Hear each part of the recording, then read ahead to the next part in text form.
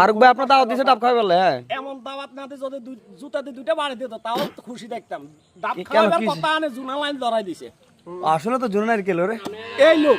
এ লোকে ভাই ওনার কথা শুনি ওই গরু আম্বার কথা গরু আমার লগে কষ্টটা প্রকাশ করতে আপনি কি বলতে চান সোনাডারি ফারুক এই যে কে উনি সোনাডারি ফারুক ভাই হতাশ হতাশ।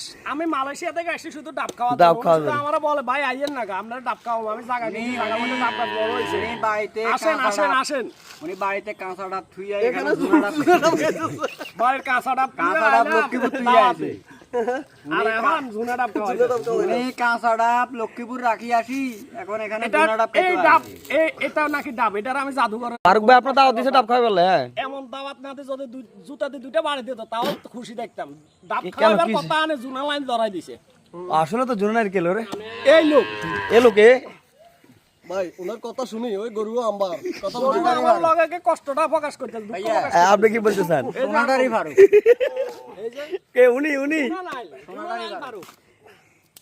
ভাই হতাশ হতাশ। আমি মালয়েশিয়া থেকে আসছি শুধু ডাব খাওয়া। ডাব খাওয়ার জন্য। আমরা বলে ভাই আইয়েন না আমরা ডাব খাওয়াবো। আমি জায়গা কিনি, জায়গা মধ্যে ডাব গাছ বড় হয়েছে। উনি বাড়িতে আসেন কাঁচা আসেন ডাব- আসেন উনি বাড়িতে কাঁচা ডাব থুইয়া এখানে এখানে জুনা ডাব বাড়ির কাঁচা ডাব কাঁচা ডাব লক্ষ্মীপুর থুইয়া আছে।